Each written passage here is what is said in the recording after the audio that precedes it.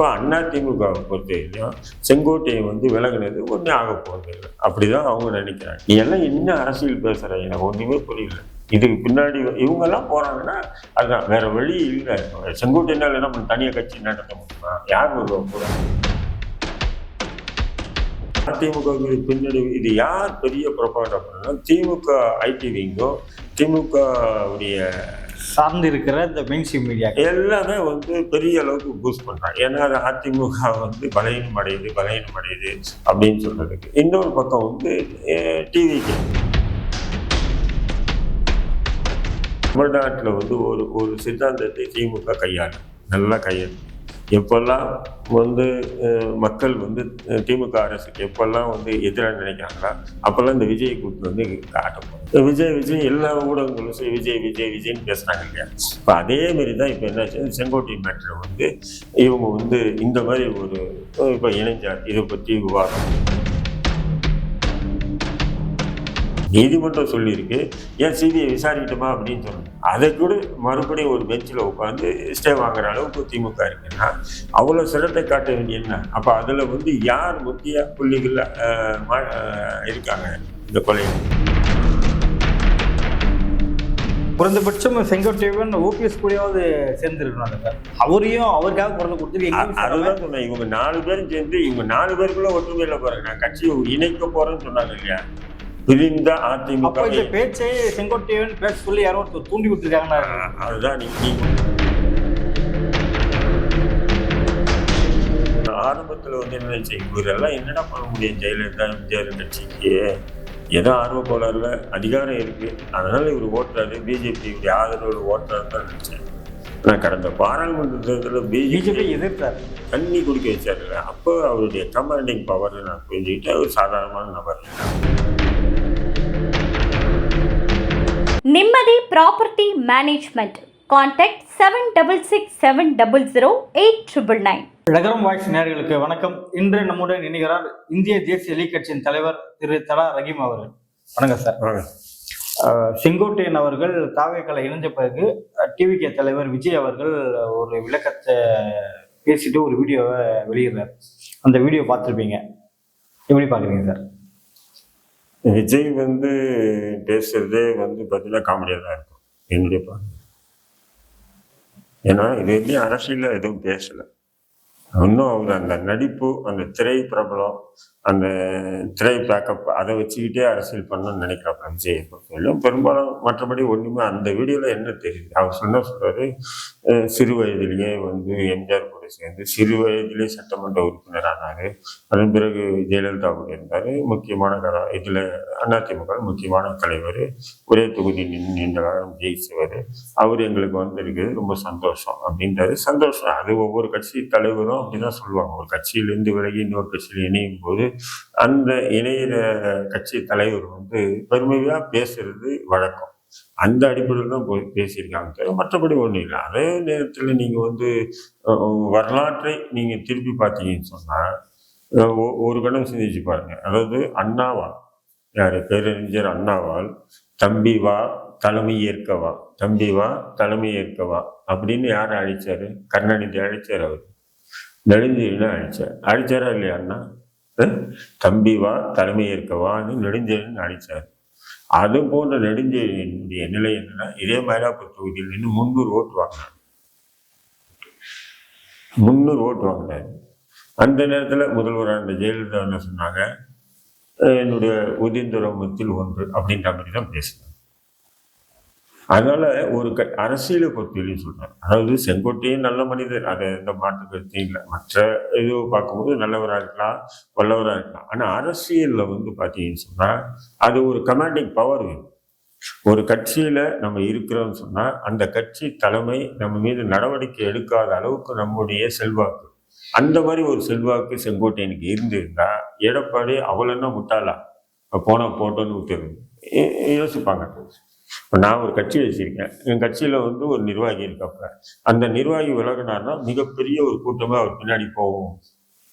எனக்கு மிகப்பெரிய ஒரு பின்னடை வரும்னு சொன்னா அவர் விலகிற மாதிரி இருந்தாவே நான் வெவ்வேறு வகையில பேச்சுவார்த்தை நடத்தி அதை என்ன பண்ணுவோம், சரி கட்ட தான் பார்ப்பேன்.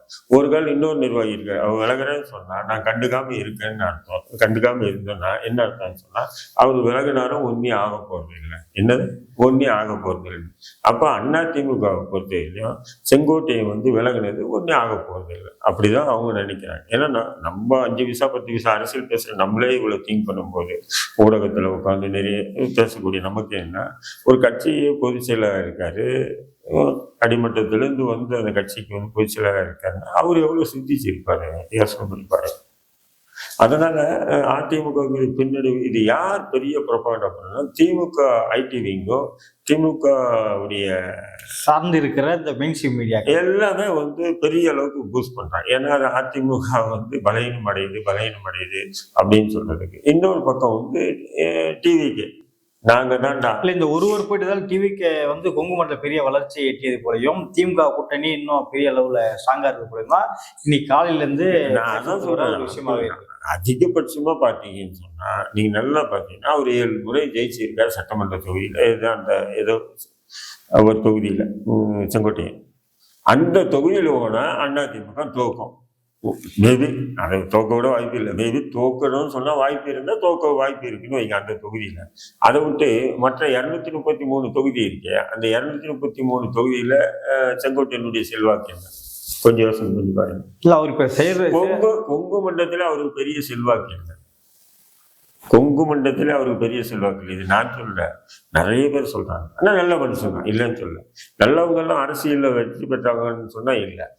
அதான் சொன்னேன், நெடுஞ்செழியன் அண்ணாவால் தம்பி வா எனக்கு பின் இந்த தலைமையை ஏற்கவா என்று சொன்ன நெடுஞ்செழியனுடைய கதி என்ன ஆச்சுன்னு தமிழக மக்கள் அறிஞ்சிருக்கோம். அதனால இவர் அண்ணா கூட இருந்தாரு, ஜெயலலிதா கூட இருந்தாரு, அப்படிப்பட்ட ஒரு நல்ல நபர் எங்க கூட வந்திருக்காரு. அதனால எங்களுக்கு பலம். அது ஒவ்வொரு கட்சி தலைவரும் அங்கிட்ட சேரும்போது மோசமானவன் வந்திருக்குன்னு சொல்லுவாங்க, சொல்ல மாட்டாங்க இல்லையா, நல்லவர் வல்லவர்னு சொல்லுவாங்க. இல்ல அப்படி நல்ல செல்வாக்கு உள்ளவரா இருந்தாலும் ஒரு பெரும் படையே திரட்டில போய் அங்க இணைஞ்சிருக்கலாம். எந்த படையும் இல்லைங்க. நான் தான் சொன்னேங்க. இப்போ நீங்க ஓபிஎஸ் பத்தி எல்லாமே பேசுறாங்க. நீங்க இந்த ஓபிஎஸ் செங்கோட்டையன் டிடிவி தினகரனுக்கு ஒரு செல்வாக்கு இருந்தது. அவர் விலகி அமமுகன்னு ஆரம்பிக்கும் போது சுமார் ஒரு 20 எம்எல்ஏக்கள் அவர் கூட வந்தாங்க. நிறைய மாவட்ட செயலாளர்கள் அவர் கூட வந்தாங்க. அவர் தலைமையில் ஒரு சட்டமன்றத்துல கூட்டணியை அமைச்சார். பட் அவர் அதை தக்க வச்சுக்கல. அப்படிதான் சொல்லுவாங்க. அதிமுக என்ன பண்ணுச்சுன்னு சொன்னா அவரை ஓரம் கட்டிட்டு அந்த கட்சியை எடப்பாடியா அவருடைய கட்டுப்பாடு கொண்டு வந்துட்டார். அப்ப அந்த கட்சியில ஓபிஎஸ் ஒருங்கிணைப்பாளராகவும் இபிஎஸ் துணை ஒருங்கிணைப்பாளராக தான் இருக்காரு இல்லைங்களா. அப்போ ஓபிஎஸ் விலகும் போது கட்சியை விட்டு குறைஞ்சபட்சம் ஒரு 5 மாவட்ட செயலராச்சும் கூட போனோமா இல்லையா?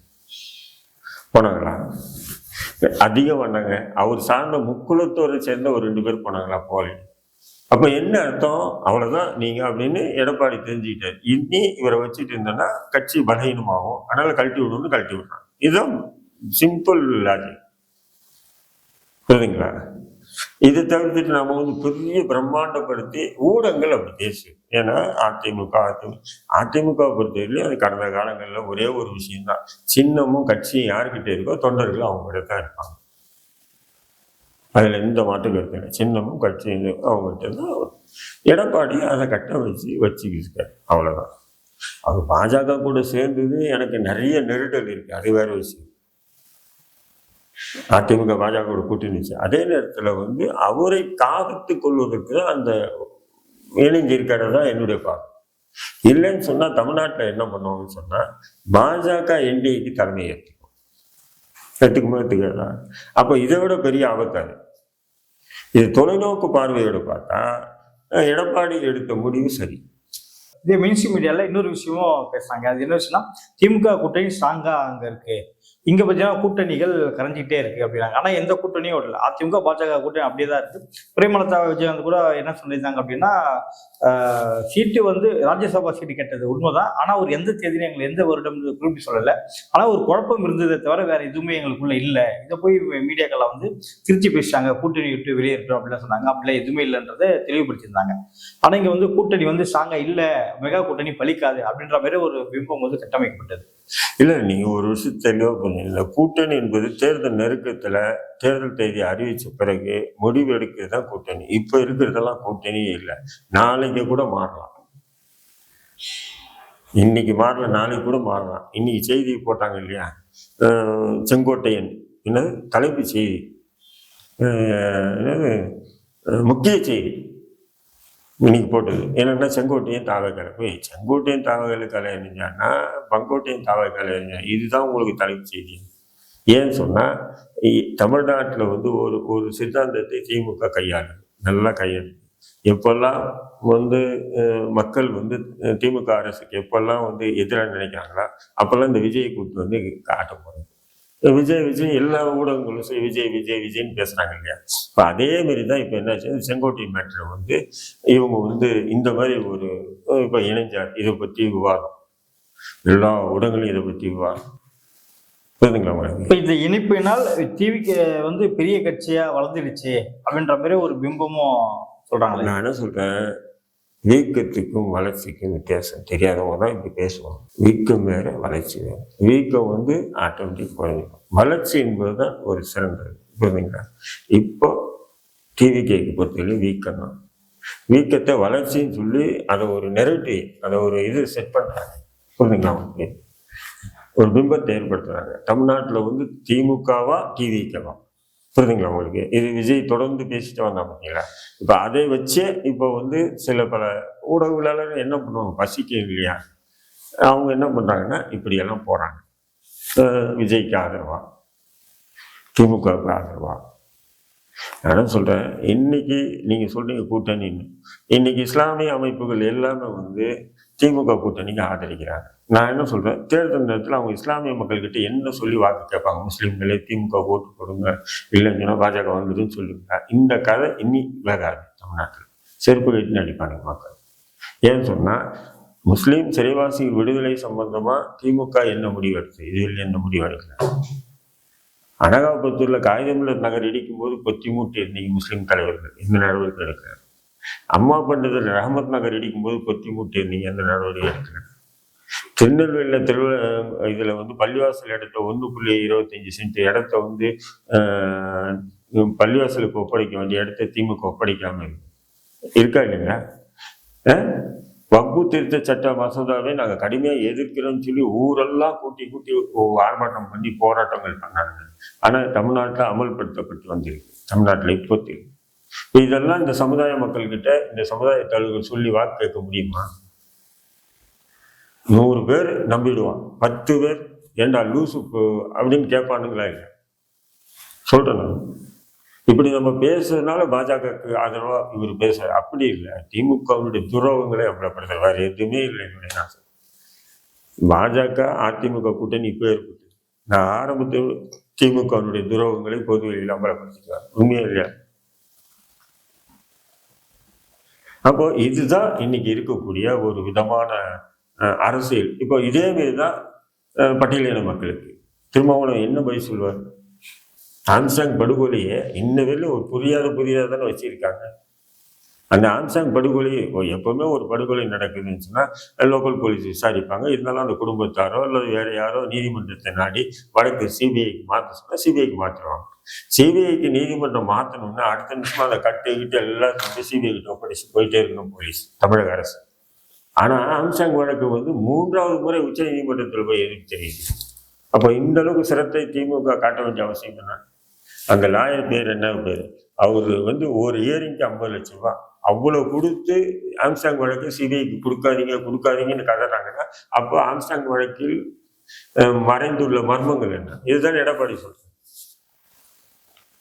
எவ்வளவு பெரிய ரகசியம் அதுல இருக்கும். இல்லாம இவ்வளவு துடிக்க மாட்டாங்க. நான் தான் சொல்றேன், முன்னாடி எத்தனையோ வழக்குகள், 100கணக்கான வழக்குகள் லோக்கல் போலீஸ் விசாரிக்கிறது, எங்களுக்கு சிபிஐ வேணும்னு சொல்லி கோரிக்கை வச்சேன்னா அதை உடனே நீதிமன்றம் சொல்லும். நீதிமன்றம் சொல்லணும்னு தமிழக அரசு அப்படியே ஃபைல் எடுத்து சிபிஐ கிட்ட ஒப்படைக்கும்.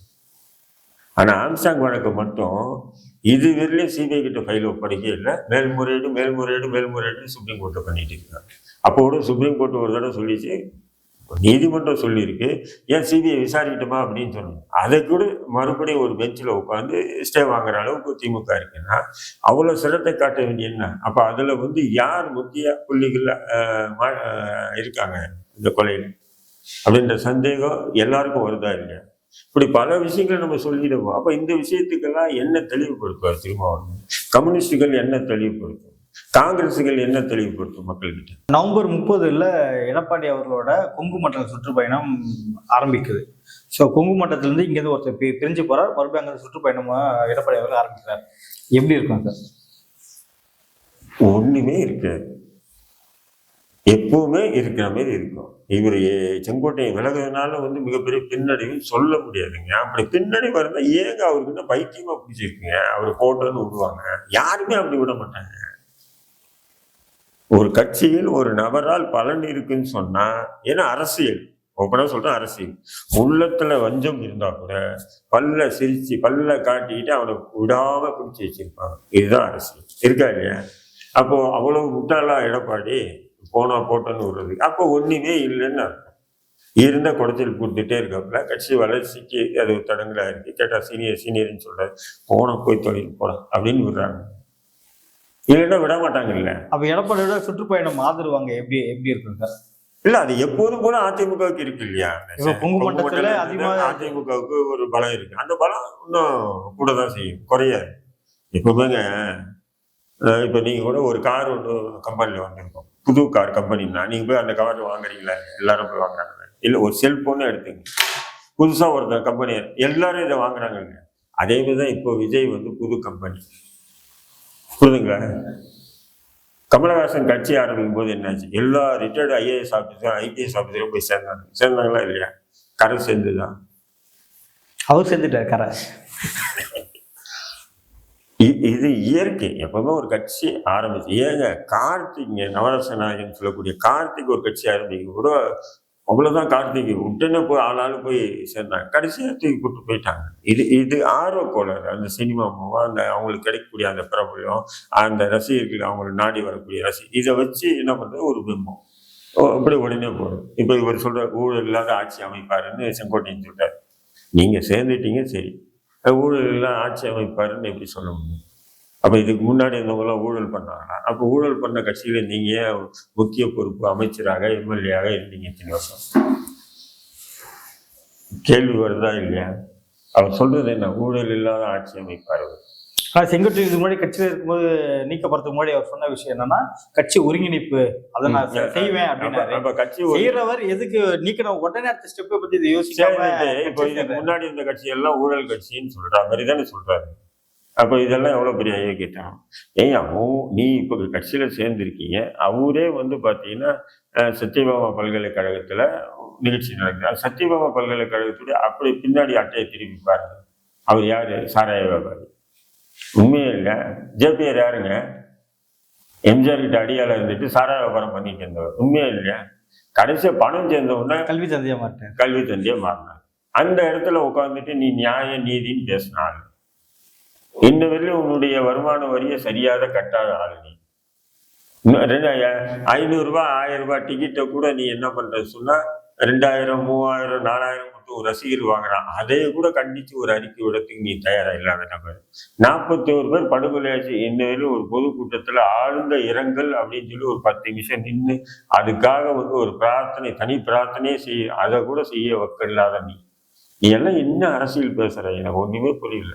இதுக்கு பின்னாடி இவங்க எல்லாம் போறாங்கன்னா அதுதான், வேற வழி இல்லை. செங்கோட்டையினால என்ன பண்ண தனியா கட்சி நடத்த முடியுமா? யார் வருவா கூட? யாருங்க வருவா? நீங்க போவீங்களா? நான் போவேனா? யாரும் வர மாட்டாங்க. அவரை கட்சி நடத்துற அளவுக்கு கமாண்டிங் பவர் வேணும். அது ஒரு தனி கலை வேணும், கமாண்டிங் பவர். எல்லாரும் கட்சி நடத்த முடியும். குறைந்தபட்சம் செங்கோட்டையன் ஓபிஎஸ் கூடயாவது சேர்ந்துருக்கணும்ல சார். அவருக்காக குரல் கொடுத்துருக்கு. அதுதான் சொன்னேன். இவங்க 4 பேரும் சேர்ந்து இவங்க 4 பேருக்குள்ள ஒற்றுமையில பாருங்க. நான் கட்சியை இணைக்க போறேன்னு சொன்னாங்க இல்லையா? பிரிந்த அதிமுக பேச்சை செங்கோட்டையன் பேச சொல்லி யாரோ தூண்டி விட்டுருக்காங்கன்னா அதுதான். நீங்க இந்த 4 பேரும் சேர்ந்து என்ன சொன்னாங்க? அதிமுக ஒருங்கிணைப்பு. அப்போ அவங்க அதிமுக எடப்பாடி சொல்லிட்டாரு.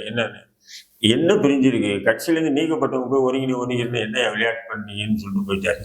இப்ப நீங்க 4 பேர், நீங்க 4 பேரும் ஒண்ணு சேர்ந்தீங்களா கடைசியா? ஓபிஎஸ் கூட இருந்த மனோஜ் ஓபிஎஸ் ஒரு பாண்டியனே கட்சி திமுக ல போய் அவர் சேர்ந்துட்டாரு. ஏற்கனவே ஒரு கட்சி வச்சிருக்காரு. ஓபிஎஸ் ஒரு கட்சி ஆரம்பிக்கிறேன்னு சொல்லி சுத்துறாரு. அவரு இந்த பெங்களூர் புகழேந்தி அவர் வந்து டிவியில ஏதோ பேட்டி கொடுத்துட்டு போயிட்டான்னு பேசிக்கிட்டு எடப்பாடி திட்டிட்டு அவரு இப்படி இருப்பாரு. இப்ப இவர் என்ன இல்ல ஓபிஎஸ் கூட இருந்த மனோஜ் பாண்டியனே திமுக ஐக்கியமாயிட்டாரு. இருந்த ஒரு சக்தி ஒரு நபர்னா அவர் தான்.